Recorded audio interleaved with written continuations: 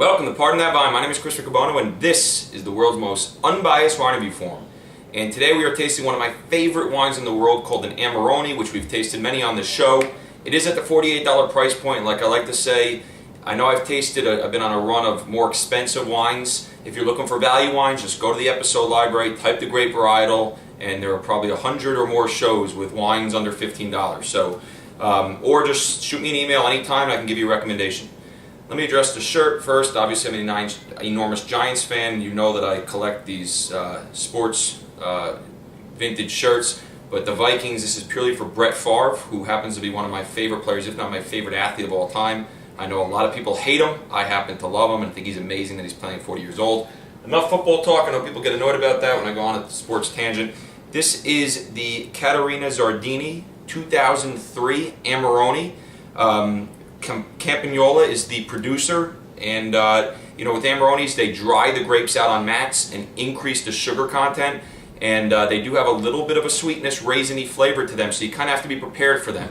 I always say that people who I don't tell them about it and just pour an Amarone, they're caught off guard. So you kind of have to know what you're getting, and they can be some of the most interesting wines in the world, in my opinion. 92 points wine enthusiast, 88 points wine spectator. Once again, shows you 4-point differential. That at the end of the day, it comes down to your palate and what you like. Because if you had 10 people taste the same wine, there's many times going to be that 5 to 6 point spread. Also, another reason why blind tastings are the best way to taste any wine. This is Corvina and Rondinella. Molinara is the third grape typically seen in these Amarones from Venice. Getting a little bit of licorice, raisins, dried fruit, dried cranberries, raspberries, blueberries.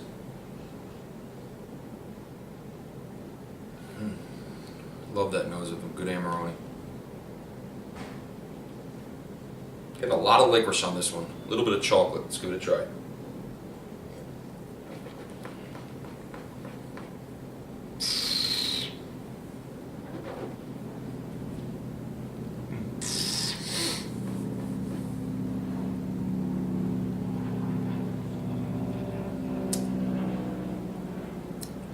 Bright cherries on the mid palate. Some nice texture on the mid palate. The better Amarone has a really nice mouthfeel and a really nice texture. Problem is, this on the finish a little bit gets kind of thins out and loses something. I'm going to give it another try. I really enjoyed it on the mid palate, but it kind of thinned out towards the end. Amarones are very hard wine to make, so I'm very particular, and there's some really bad ones out there.